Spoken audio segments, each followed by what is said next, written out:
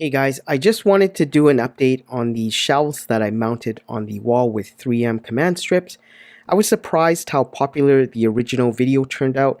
And anyways, I wanted to do another update since it's been over a year since I stuck these on the wall and they are still holding up pretty well. I have changed up some of the items since the last update, but it should give you some ideas on what these 3M adhesives are capable of. When I initially mounted these shelves, I didn't want to damage the wall, and also I wanted to experiment to see how strong these 3M command strips are. I used the 3M command stuff for putting up lots of things around my apartment, all my pictures, my coat hangers, and even my wall clock is hung using the 3M products.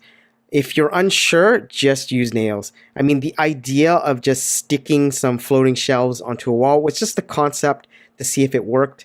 Using actual nails and screws will give you the best strength. But like I said, I like to test things out, and I wanted to see how strong the 3M command strips could be. With that said, there are many factors that could cause the shelves to fail, weight being the biggest issue.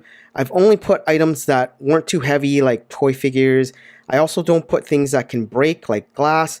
So just use your best judgment. As you can see from my own stuff, they're not too heavy. Like I said, they're just toys and stuff, and I use it to showcase some of my favorite things. Another option is to use another type of shelf altogether, and this shelf here is the IKEA wall shelf unit.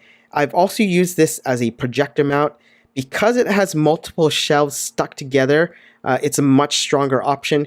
And with this one, I just kind of hold it to the wall with some 3M command strips to prevent it from tipping over or moving. One thing that I should mention about these Lack shelves is that IKEA has changed them a bit.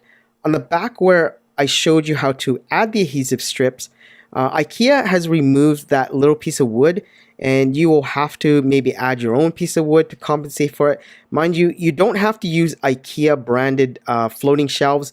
There are many others that should work. You just need floating shelves that are light and has at least two surfaces that you can mount in a corner of your room. Anyways, I think this will be the last video I do about this shelf. I wanted to give you an update on my experiment. This option works for me, but it may not be for everybody. Thanks for watching, and I will see you in the next video.